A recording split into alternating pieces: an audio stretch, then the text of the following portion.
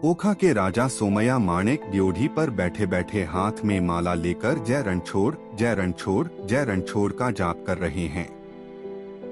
अरब सागर की लहरों से होकर आने वाला सुबह का ठंडा पवन विशाल ड्योढ़ी में चक्कर लगा रहा है।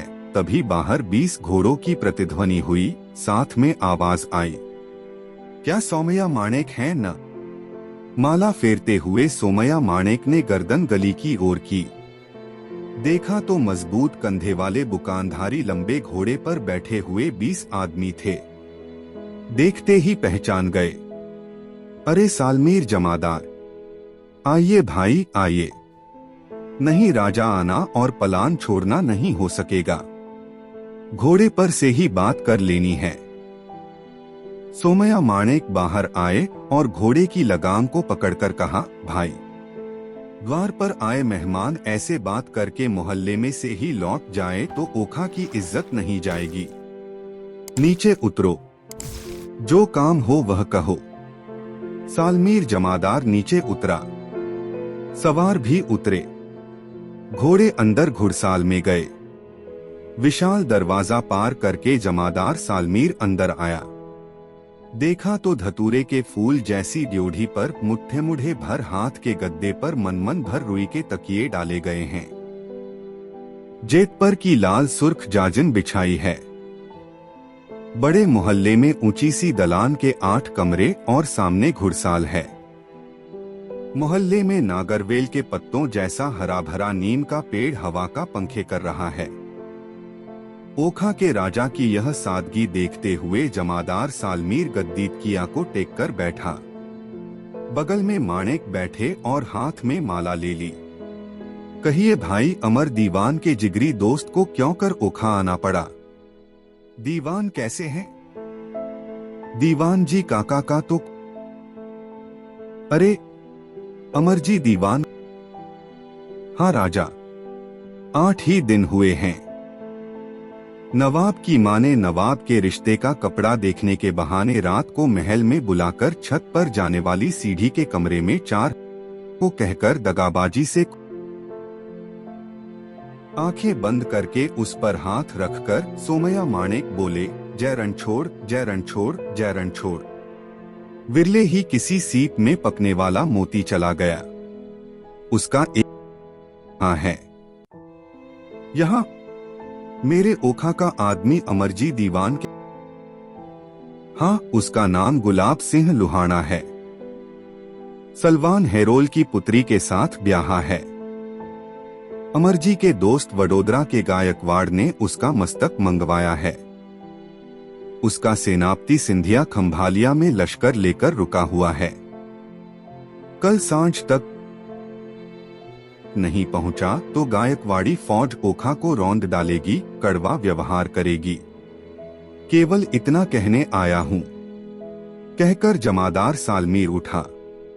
उसके सवार भी उठे, फिर से घोड़े सजे और फिर प्रतिध्वनि होकर शांत हो गई।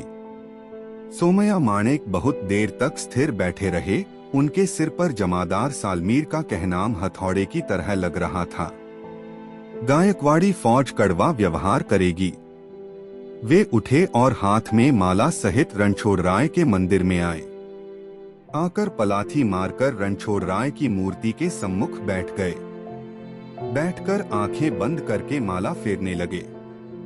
मेघ समान बुलंद आवाज से देवालय के गुंबज में उनका जय रणछोड़ का नाद प्रतिध्वनित होता है।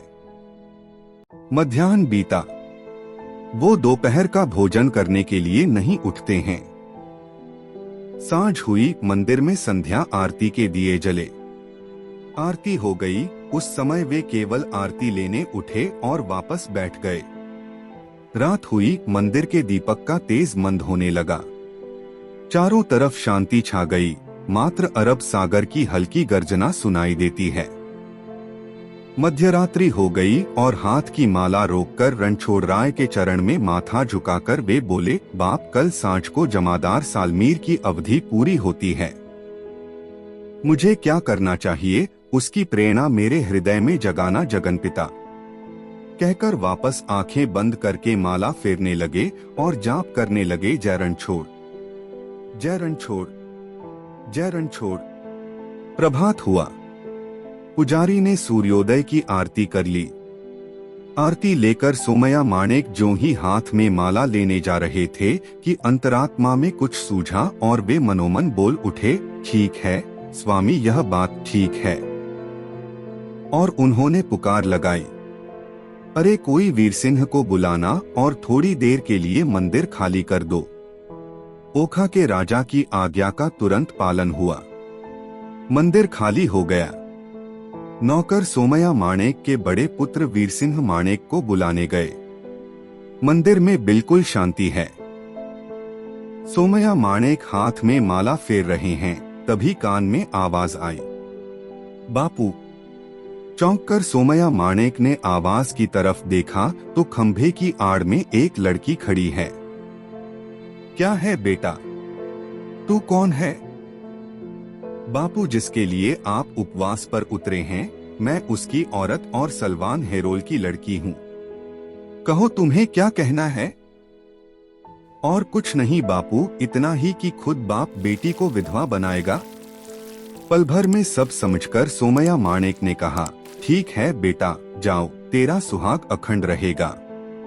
ओखा की पुत्री भी मेरी पुत्री है। मैं ओखा का राजा हूँ। बस्ती की पुत्री मेरी पुत्री, परंतु बच्चा तेरे पति ने गलत किया है। आज तो बापू वह गलत लगेगा, परंतु लड़ाई में राजा के हुक्म से हजारों आदमी आमने सामने कट जाते हैं, वह अच्छा कहलाता है। तो मेरे पति ने तो नवाब का आदेश मानकर वह काम किया है। दोष है तो नवाब का है। यह भी सही है बेटी, सुख से जाओ, तुम्हारे पति को नहीं सौंपूंगा। तभी वीरसिंह आए। कमर में तलवार लटक रही है, फेंटे में खुखड़ा है। क्या है बापू? यहाँ बैठो बेटा, यहाँ बैठो। वीरसिंह बैठ गए। मंदिर में नीरवता है। महासागर की गंभीर गर्जना सुनाई देती है। देखो जी, कल जमादार सालमीर आया था, जूनागढ़ के नगर दीवान अमरजी के को पकड़ने। सोमया माणेक ने क्षण भर विश्राम लिया और माला करते करते 2 बार उच्चारण कर लिया, जय छोड़, और फिर आगे बोले कह गए, आज सांझ तक माथा खंभालिया पहुंचा देना। कल सांझ तक यदि माथा नहीं आएगा तो गायकवाड़ी सेना ओखा के सिर पर कठोर प्रहार करेगी। जय रणछोड़। क्षण भर विश्रांति, फिर बात शुरू हुई।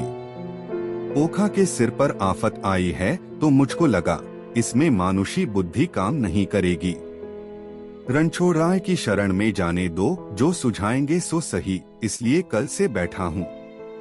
आज प्रभात में आरती लेने के बाद मेरे हृदय में देवाधिदेव ने बताया है कि गायकवाड़ को सिर के बदले सिर देना चाहिए। गुलाब सिंह को सौंपकर उसकी हिंसा करवाना तो घोर पाप है। हम सब रणछोड़राय की रखवाली करने वाले हैं। हम हिंसा करें या उसमें मदद करें तो धरा हचमचा उठेगी, इसलिए मैंने निश्चित किया है कि अपना सिर गायकवाड़ को उतार कर दे दूं। बापू, कुछ मत कहो बेटा, मुझसे गुलाब सिंह को नहीं सौंपा जाएगा। उसकी घरवाली मुझको बाप कहती है और कहती थी कि बाप पुत्री को विधवा बनाएगा, इसलिए उसका सुहाग अखंड रखने के लिए अपना सिर उतार देता हूँ। मनुष्य जीवन प्रकाश के लिए है और ऐसा अवसर भाग्यशाली को मिलता है, तो बेटा सिर उतार ले और सांझ को खंभालिया दे आना और कहना कि यह माथा गुलाब सिंह लुहाना के माथा के बदले में है।